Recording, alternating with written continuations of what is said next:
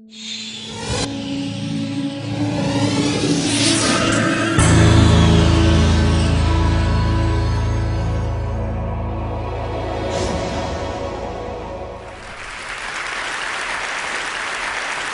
Zuckerberg, a journalist, was asking him a question about the news feed. And the journalist was asking him, why is this so important? And Zuckerberg said, a squirrel dying in your front yard may be more relevant to your interests right now than people dying in Africa. And I want to talk about what a web based on that idea of relevance might look like.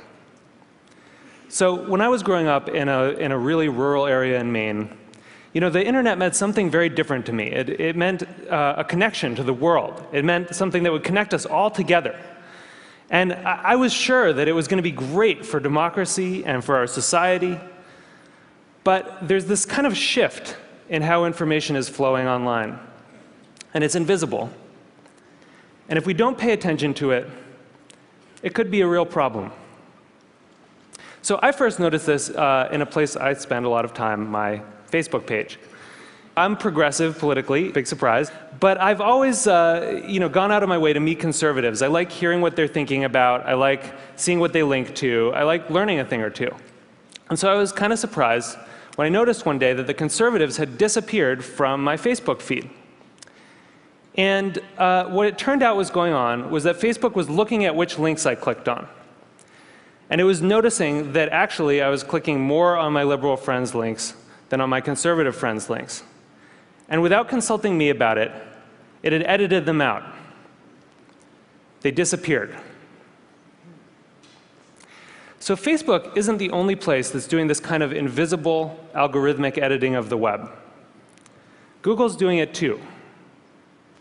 If I search for something and you search for something, even right now at the very same time, we may get very different search results. Even if you're logged out, one engineer told me, there are 57 signals that Google looks at. Everything from what kind of computer you're on, to what kind of browser you're using, to where you're located, that it uses to personally tailor your query results. Think about it for a second. There is no standard Google anymore. And the funny thing about this is that it's hard to see. You can't see how different your search results are from anyone else's. But a couple of weeks ago, I asked a bunch of friends to Google Egypt and to send me screenshots of what they got. So here's my friend Scott's screenshot.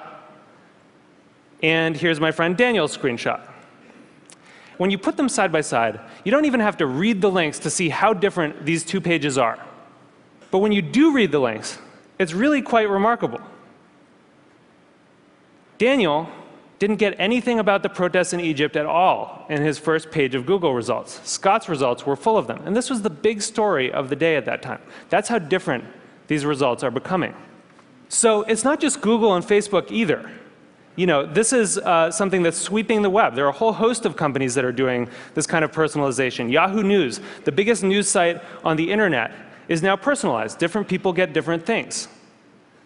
Huffington Post, the Washington Post, New York Times, all flirting with personalization in various ways.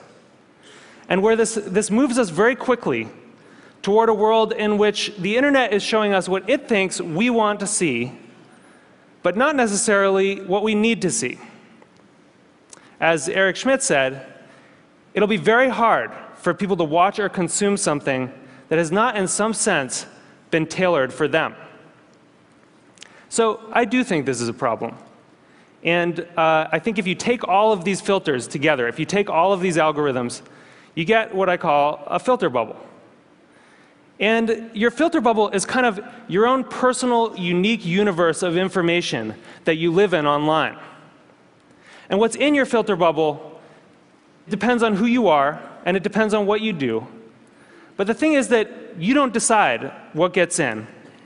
And more importantly, you don't actually see what gets edited out. So one of the problems with the filter bubble was discovered by some researchers at Netflix. And they were looking at the Netflix queues, and they noticed something kind of funny that a lot of us probably have noticed, which is there are some movies that just sort of zip right up and out to our houses. They enter the queue, they just zip right out. So Iron Man zips right out, right? and waiting for Superman can wait for a really long time.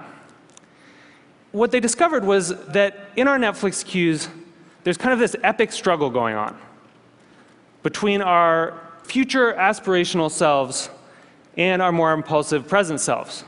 You know, we all want to be someone who has watched Rashomon. But right now, we want to watch Ace Ventura for the 4th time. So the best editing gives us a bit of both. It gives us a little bit of Justin Bieber and a little bit of Afghanistan. It gives us some information vegetables. It gives us some information dessert.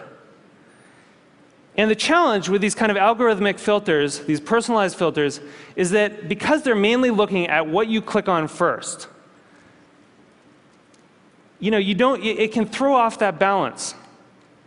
And instead of a balanced information diet, you can end up surrounded by information junk food. So what this suggests is actually that we may have the story about the internet wrong. In a broadcast society, you know, this is how the founding mythology goes, right? In a broadcast society, there were these gatekeepers, the editors, and they controlled the flows of information. And along came the internet, and it swept them out of the way, and it allowed all of us to connect together, and it was awesome. But that's not actually what's happening right now.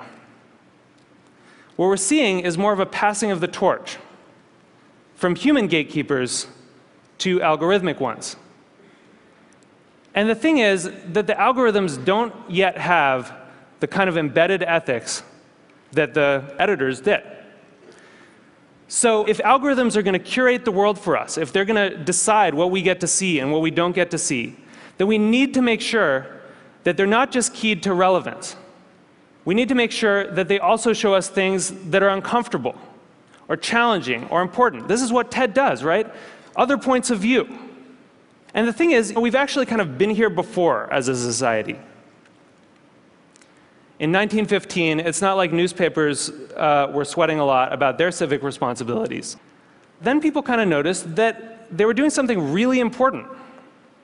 That in fact, you couldn't have a functioning democracy if citizens didn't get a good flow of information. That the newspapers were critical because they were acting as the filter, and that journalistic ethics developed. It wasn't perfect, but it got us through the last century. And so now, we're kind of back in 1915 on the web. And we need the new gatekeepers to encode that kind of responsibility into the code that they're writing. You know, I know there are a lot of people here from Facebook and from Google, Larry and Sergey, who, you know, people who have helped build the web as it is, and I'm grateful for that. But we really need you to make sure that these algorithms have encoded in them a sense of the public life, a sense of civic responsibility. We need you to make sure that they're transparent enough that we can see what the rules are that determine what gets through our filters. And we need you to give us some control so that we can decide what gets through and what doesn't. Because I think we really need the internet to be that thing that we all dreamed of it being. We need it to connect us all together. We need it to introduce us to new ideas and new people and different perspectives. And it's not going to do that if it leaves us all isolated in a web of one. Thank you. Thank you.